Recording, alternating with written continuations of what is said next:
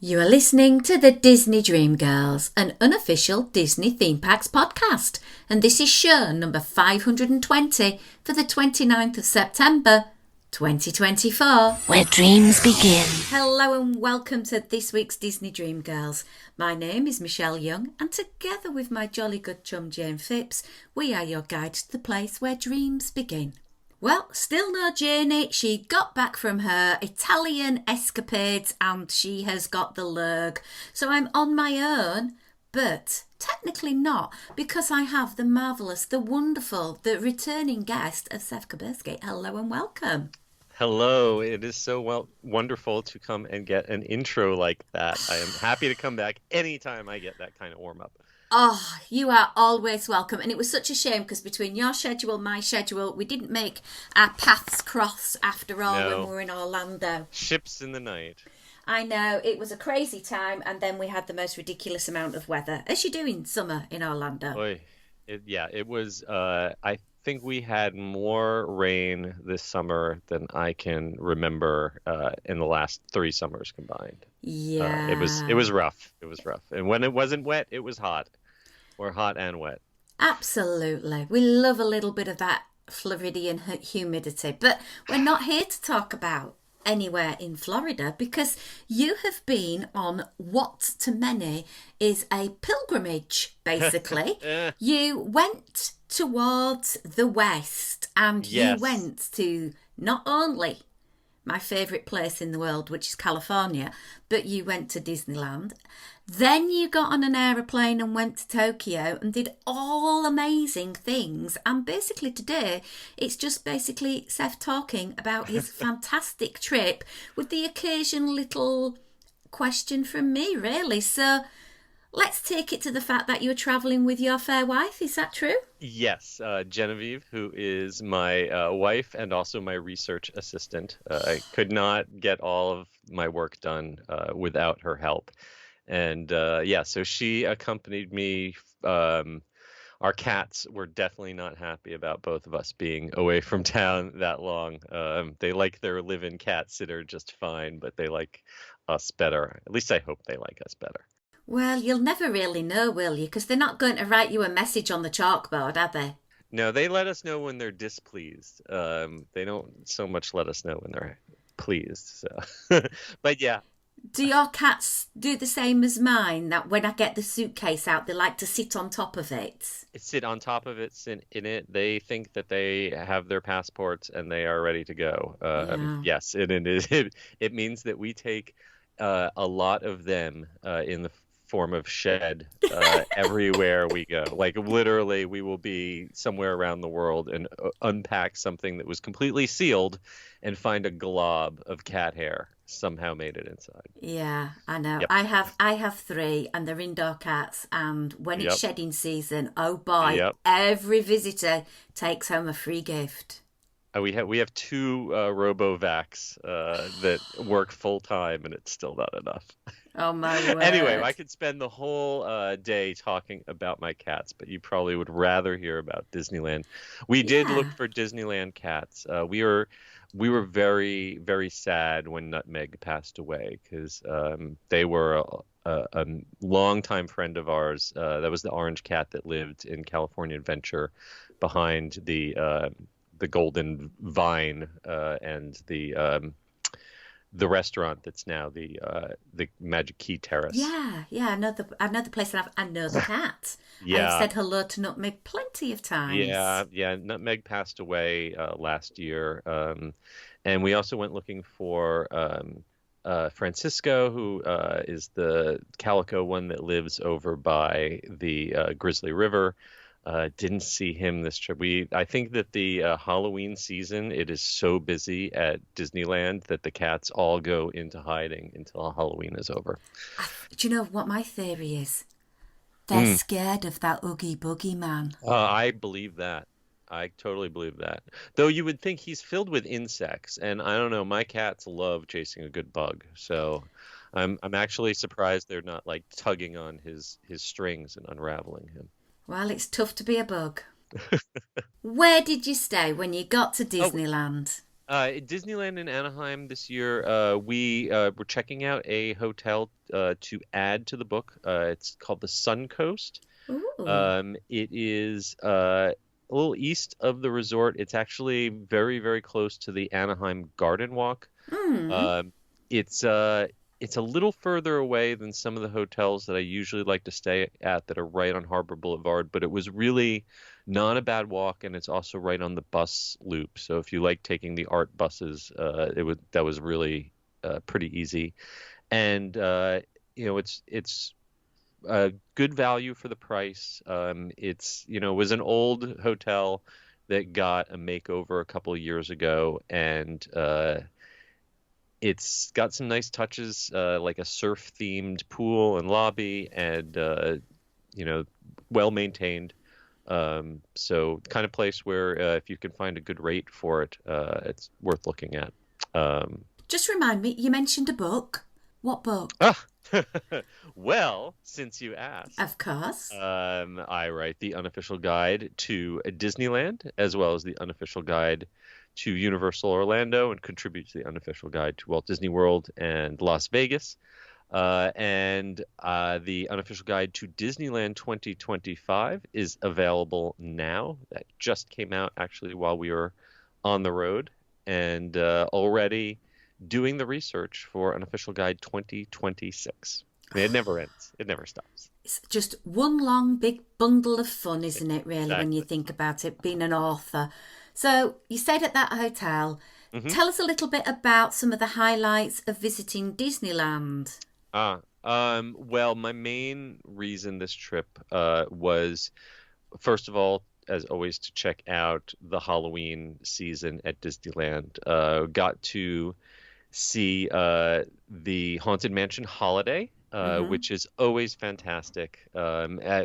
Makes me a little sad that we'll never see it in Orlando, but it was looking great. I noticed some little minor changes to the mansion. The most notable one is that the mirrors at the end, where the hitchhiking ghosts normally appear, those look like they have gone digital. It looks like they've switched to a video projection system instead of a Ooh. physical prop, a lot like the one in Walt Disney World, but it's a sharper, cleaner, better looking image. I'm sure more recent technology. So we'll see when Haunted Mansion Holiday is over, what they do with that, if it's interactive the way the Walt Disney World version is.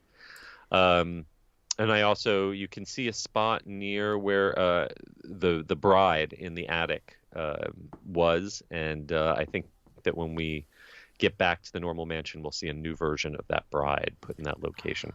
That sort So of technology is a little bit dated, let's be yeah, honest. it was that projected face, and I believe it's Kat Cressida, who Mm. is an actress from Buffy the Vampire Slayer.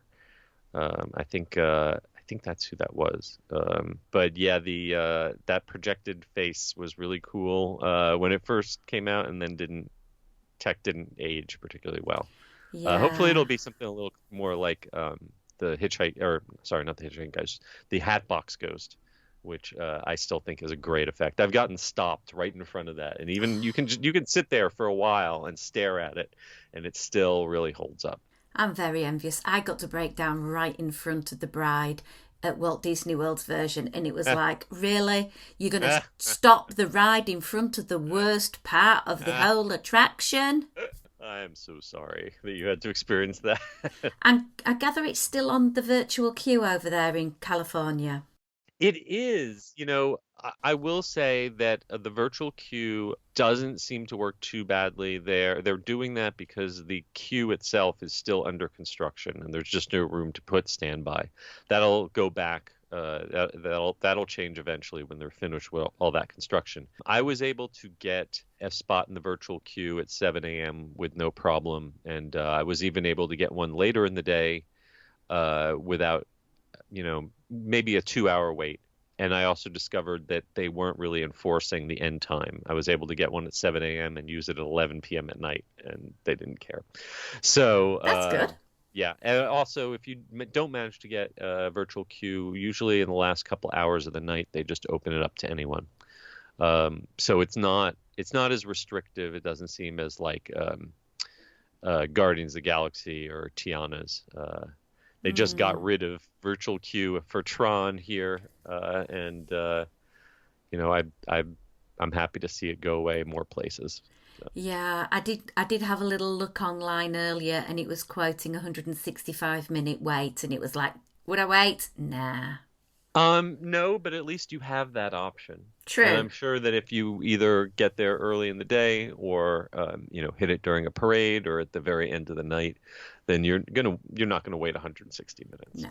And let's be honest, if you're gonna ride that attraction, you want to ride it at night. Absolutely. Well, that's my problem that I always as opposed to Guardians of the Galaxy, they did enforce the 1 hour return window for virtual queue at Tron. And I would always get it at boarding group 1 every time. I'm just a little too quick, I guess. So I never got to ride it at night until the Mickey's Not So Scary party. Best reason to attend that is that they don't have virtual queue, they don't have lightning lane. You just get in line. I waited maybe 30 minutes to ride it right at sunset, and it was phenomenal. So perfect. Right, let's get back on over to the Oogie Boogie Bash. Yes, back to California. Yeah, well, I hopped online that very day that they released it, and I guess I got lucky because I only waited in the queue for a little bit and bought those tickets for not the opening night of Oogie Boogie Bash, but one of the first nights back in August. And I had previously been to the very first Oogie Boogie Bash. Well, the first hard ticket Oogie Boogie Bash. There was like a test version the year before. I went in 2019, which was the year that they had Villainous, the World of Color variation. Oh yeah. That unfortunately has never returned since then. So the parade, having just gone to Mickey's Not So Scary in Orlando like a week before, I was honestly a bit let down with the quantity of entertainment at Oogie Boogie Bash this year. You had the parade, which is a good parade. Always love seeing the Headless Horseman, but I think the Halloween parade at the Magic Kingdom has just more people and more variety. There's no special fireworks. You got to go over to Disneyland and see the Halloween fireworks, which are very good over there. I got to see those again. That's really about it. The Villains Grove walkthrough, which is like a lighting and sound effect environment. It's almost like an outdoor haunted house without any scares. It's very, very well done in the Redwood Creek Challenge Trail, and it's actually my favorite part of the whole event. It was really lovely, but that there's just not enough that is exclusive to that event, in my opinion, to make it worth what they charge. If you're really into seeing some of these rare characters, then I guess the treat trails, where you get to stand in a line and get some candy and see some of these characters or take a picture with them, I guess that's worth it for that. But I just didn't feel like there was quite enough added value, especially as an annual pass holder or Magic Key holder.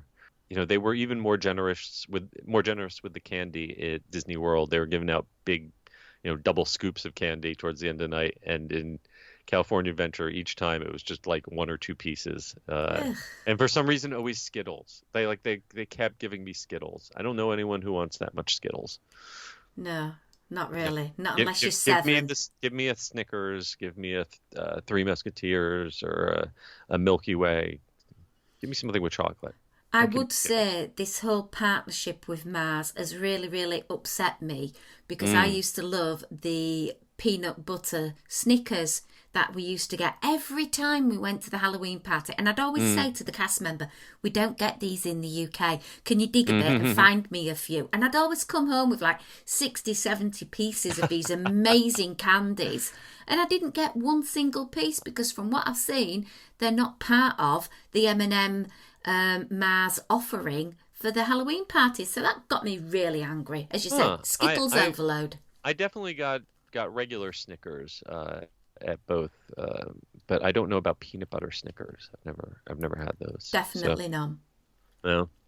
Um, but I was, still, I think the probably the most entertaining part of Oogie Boogie is seeing all the other guests and people who dress up and get really into it. Mm. I am not the type to go to these events in costume, but it is some really good people watching. And I always like to get to the Monsters After Dark version of the Guardians of the Galaxy ride. It's fun, headbanging, heavy metal music, and I love Baby Groot, so I guess that was fun. One year. I'll get there. I'm sure of it Yeah, one year. yeah. But honestly, I had not been to either Mickey's Not So Scary or Oogie Boogie since before the pandemic, and the last time I experienced them both, I liked Oogie Boogie better. This time, I felt like there was more value for your ticket at Mickey's Not So Scary. Good comparison and top tip for those who are unsure what to do, which coast you want to go to next year. Yeah, well, if you have the luxury of picking, then go both, and then tell me what you think. Yeah. Hit them both, and at the same time, why don't you hop on over to Tokyo, Why just not? like Why not? Seth Just spur of did? the moment. Yeah. It was a big birthday for me, and No, I've you've been not hit 25 again, have you? no, no, not at all. No. That's, thank you. My gray hair thanks you. So it was one of these things, like a bucket list trip that had always been like wanting to do and had been intimidated. I've been to Hong Kong, Hmm. and I've been to the Middle East. I've been to Europe, but for whatever reason, I was always kind of intimidated about planning a trip to Tokyo, especially. No travel agent will help you with Tokyo Disneyland, and their website was honestly one of the most frustrating things I've ever experienced. Japan may be like years ahead of us technologically in a lot of ways, but their website design is just brutally antiquated. It's like Windows 95, and just trying to book the vacation package there. Like it's so many hoops that I felt like I had earned a prize by the time I finally was able to book it. But once you get over that hurdle and the hurdle of the airfare, which is admittedly not cheap to get there, it was cheaper going from California than it was if we had tried going straight from Orlando.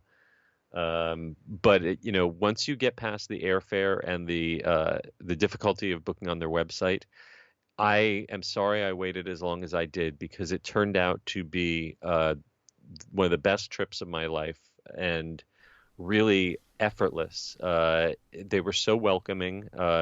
It is so easy to navigate, and it was so much cheaper than I expected. Your money goes much, much further, or at least the American dollar goes much, much further in Japan than it does in Orlando right now. Scary getting home and going to the grocery store, comparing it to the grocery stores we went to in Japan, and realizing that even though they have to import almost all of their, fresh produce and livestock, they're importing it, and it's still cheaper than the Publix in Orlando. So yeah, it was actually a really, really eye-opening trip.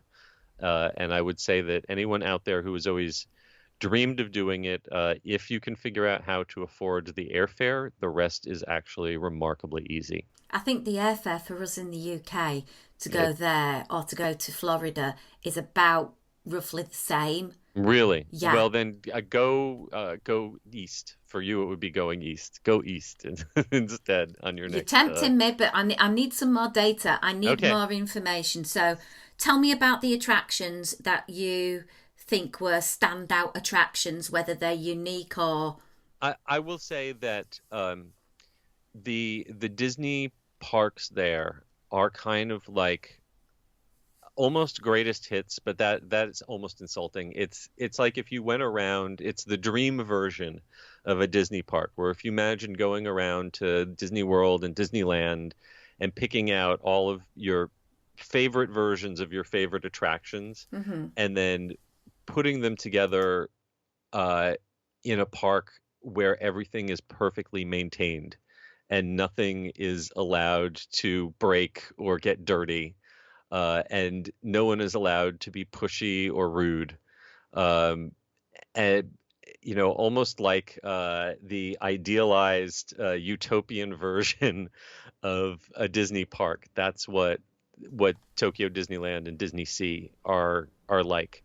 It's actually not so much. The attractions are wonderful in the at Tokyo Disneyland Park. The Beauty and the Beast trackless ride and the Winnie the Pooh trackless ride are um, so much better than. I mean, the only thing that in the States that I think comes close to either of them is Rise of the Resistance in terms of scope and scale and technology. Especially the Beauty and the Beast ride is just so beautiful. It is not it's not trying to thrill you. It's not trying to scare you. It's just trying to make you smile, and it works 1,000%. Love it. But what I also loved was seeing like these kind of preserved in amber, perfected versions of rides that I remember from my childhood that don't exist at all or don't exist in the same way.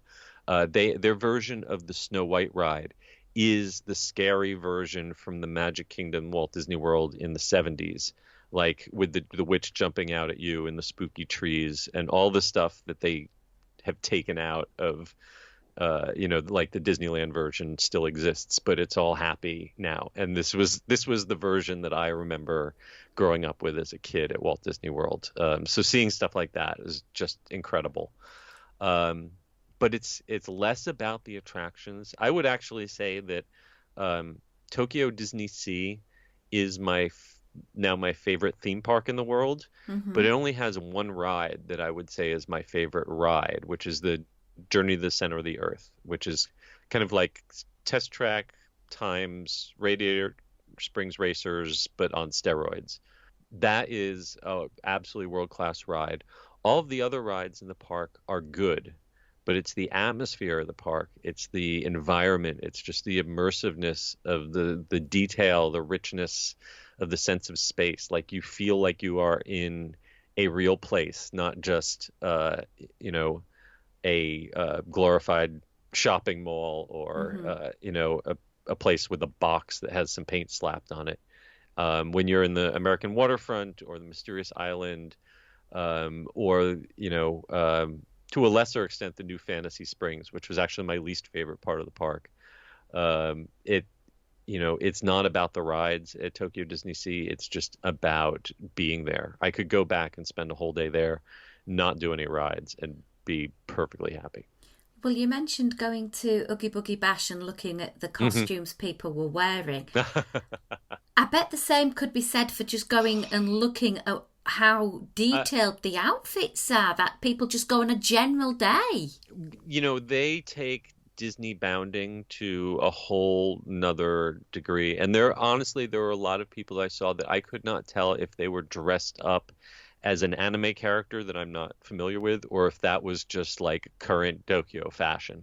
But absolutely, the people watching in the Japanese parks was amazing, because people, they get dressed up, like a lot of people wearing, if not a full suit, then at least like a button-up shirt and a tie,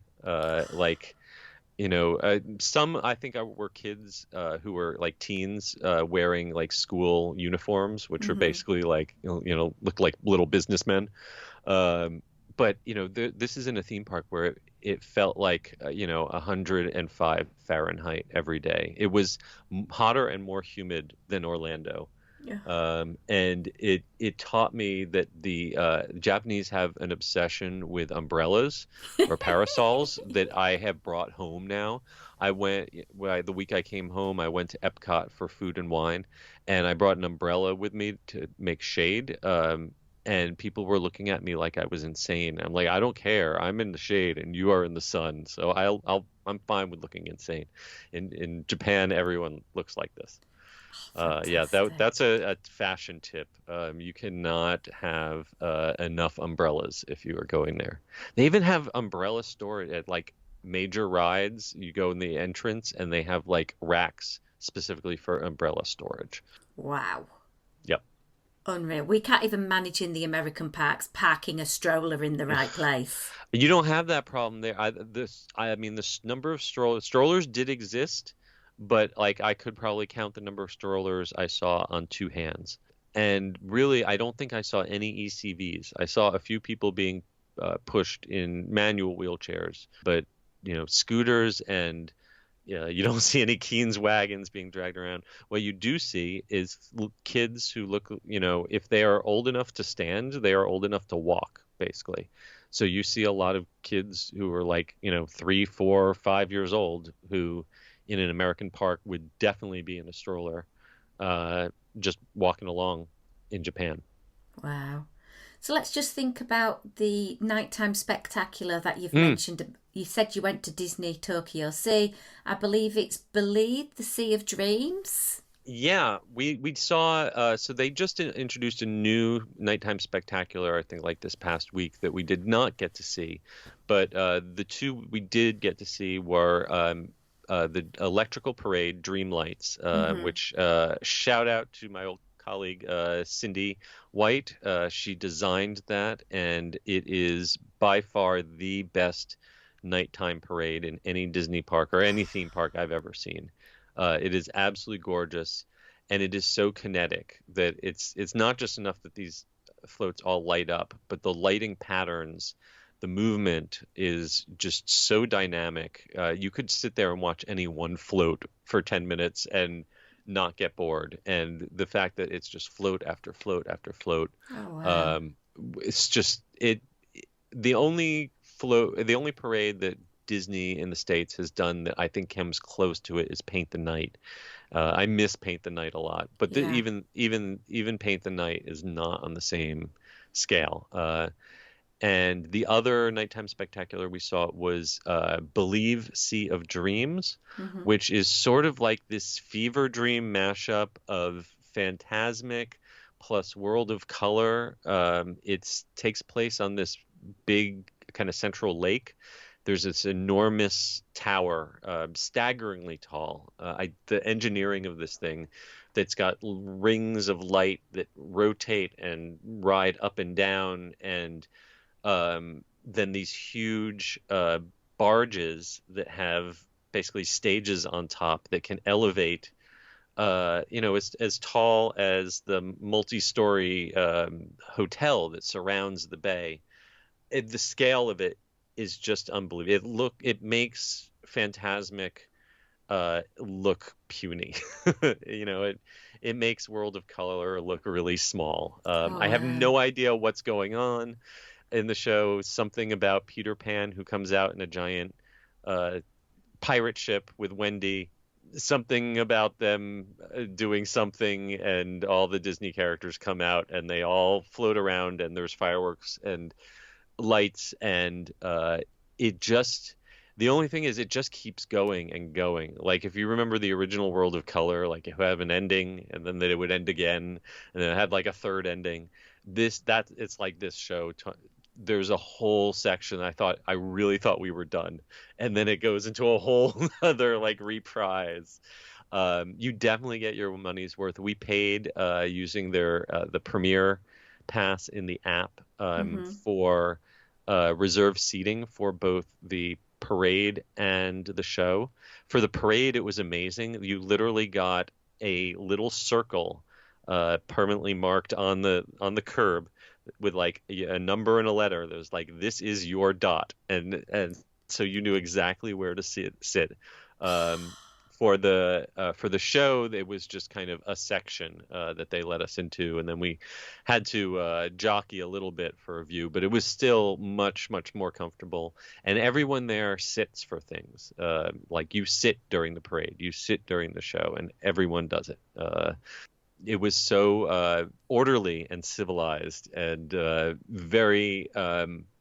We had reserved tickets for viewing Phantasmic at Disneyland, and it was still a lot of waiting and pushing and cramming and trying to find a good position, a good angle.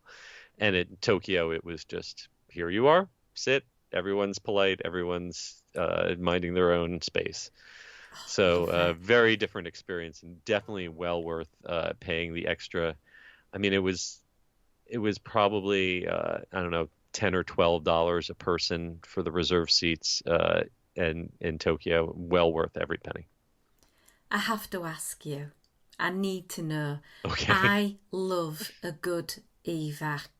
Tell me about Aquatopia, because I saw something mentioning all sorts. Please explain to us, share the experience. So we actually did. Aquatopia is the only, other than Journey to the Center of the Earth, it's the only other ride at Tokyo Disney Sea that we did twice. Just from watching the videos and stuff, POVs, I didn't think Aquatopia would be that big deal, but it was actually a ton of fun. What it is it's kind of it's a trackless vehicle that is on a quote unquote lake. The lake is about, I don't know, 2 inches deep. Mm-hmm. But you sit in these little Jules Verne styled vehicles, and it just sort of randomly zooms you all around this area, and you stop, you spin, you turn. It's a little bit like Luigi's, the Fiat cars that they have at California Adventure. It's not like the Autotopia. You're not steering, you're not controlling it, you're just kind of along for the ride. But this time of year, they I had been told, Japanese people don't like getting soaking wet on theme park rides, so you won't get that wet on stuff. That is completely wrong. When it is summer, they do like getting soaking wet, or at least they bring along ponchos, which I did not do. And I did not expect to get hosed down on this ride the way we did. We got absolutely. It will like just stop you under a waterfall, or it will stop you in front of a fire hose and just spray you right in the face, just brutally wet. And we did not know what to expect. It was so unexpected. It was so so much more dynamic than like I said, like it looks like in POV videos. We had so much fun, and we get to the very end and we pull almost up to the unload. We're up just before the unload. And then everything comes to a grinding halt, and we hear an announcement in Japanese that we can pretty much figure out means, please, be patient. So we were close enough that they kind of, in the States, I don't think they would let us do this, but they sort of let us climb out and walk along a very narrow walkway to make our way into the unload platform. And we were out fairly quickly. But we saw all the other people who had been stopped behind us getting complimentary galoshes. They were walking people out boots, and they had boots in various sizes. So they were like coming out, asking people what size their shoe was, then coming out and bringing them a giant pair of boots, and then walking them out across the lake, holding umbrellas for them. It was very orderly. It was extremely efficient. But it was kind of amazing seeing them bringing out this collection of knee-high boots for everyone to try on. It's like a boot fashion show walking across the water. Yeah, that was and then of course they gave us complimentary fast passes, their version of fast pass, to skip the line a couple more rides to make up for it, even though we only lost maybe 10 or 15 minutes at time. So they were so apologetic, very they were so apologetic that we had any inconvenience. So oh very my nice. Word, that is going customer service over the top. Oh, phenomenal. Yes, that absolutely. I will say the level of attention to detail, of pride in maintaining the operation to the highest standards.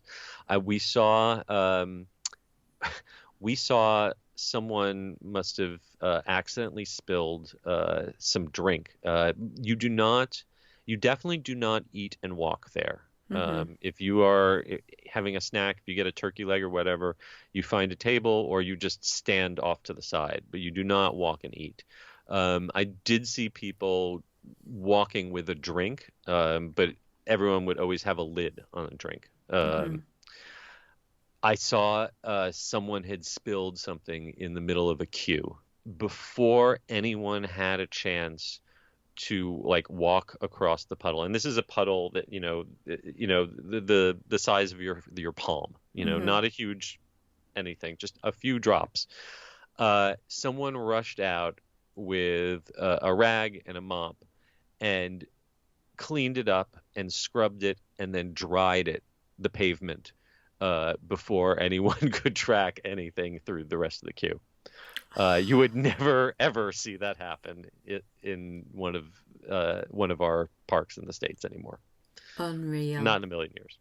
I will say, if you do want to do it, highly recommend looking into their vacation packages. I rarely stay on property in Orlando or Anaheim, because it's so expensive. Hmm. But we stayed at the Disneyland Hotel, which is literally at the gate of the park. You walk straight into the park from the hotel. A complete package for two people, with 3 nights in the parks, two nights at the hotel, breakfast every morning, and lots of perks like free popcorn, free souvenirs.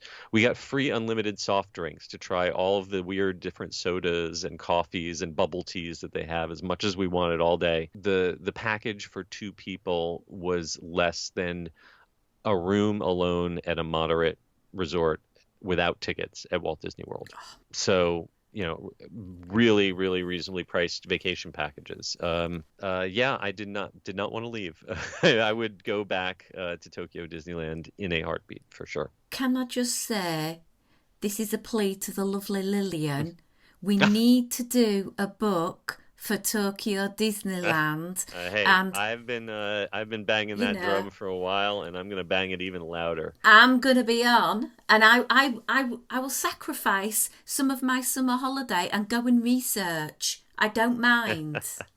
Give a shout out to TDR Explorer Chris. He's Oh, got a it's couple amazing. ebooks out there, which are pretty much the only English language focused guide. I brought back some Japanese language guidebooks, which my Google Translate has been trying to help me with. But yeah, there's really nothing with like the depth of Mm. an unofficial guide. So if you want to see an unofficial guide to Tokyo Disney, please write into my publishers, and I will get right on it as soon as they give me the green light. Absolutely. Sounds a great plan. Oh my word. So just thinking on reflection purposes, Yeah. this was your first foray to Tokyo. If you were going to Yes. give somebody advice, if they were Mm, wanting to mm, do the whole Disney, Universal, and sightseeing package, what sort of sure. period of time would you recommend they go for? We were there in Japan for 10 days. And I mean, personally, after 10 days, I get really homesick. I miss my cats a lot. I still don't think that's enough time to explore the whole country. Hmm. And honestly, if I was to do it again, I would do Tokyo and Kyoto, and I would probably leave out the Osaka part of my trip, unless you are a hardcore Universal fan who really needs to experience Waterworld in Japanese and absolutely has to ride Jaws again, Hmm. then I would say just you get more bang for your buck visiting Universal in Hollywood or Orlando. But Tokyo, I would say, is absolutely worth it. I wouldn't necessarily want to spend less than 10 days. For the Tokyo Disneyland parks themselves, 3 days. I think 3 days for me would be the minimum. That's honestly, they don't only do vacation packages that are 3 days and 2 nights. If you wanted to, you could kind of buy more than one vacation package or Hmm. like build your own, I guess. I think 3 days, 2 nights was great. I could have easily done one more day. Keep in mind they don't do park hopping. They tell you you're going to this park on this day, you're going to this park on that day. So you don't have to worry about hopping between the parks. I definitely would stay on site again at Disney at or at least they have a Sheraton and a Hilton that are within walking distance of the monorail. They're third party, but I would either stay again at the Disneyland Hotel or one of those very close third party hotels. Yeah, I wish I'd had a little bit more time in Tokyo, just because we went to one museum, but there are 1,000 museums. We didn't even scratch the surface of all of the like Imperial Gardens and all the things that there are to do there. And if you're a theme park nut, there are other, there's other theme park type attractions in addition to Disney and Osaka that you could probably make a whole trip out of too. Well, Seth, you've sold it to me. I need to start saving. I need to. And I know a lot of our lovely listeners are planning a trip over the pond to go as far afield as Tokyo and have this similar I experience as well. I was always intimidated by the idea of it. Honestly, if you just learn a few Japanese phrases, the most important phrase you can learn is sumimasen, which means excuse me. You can get very, very far knowing nothing except excuse me.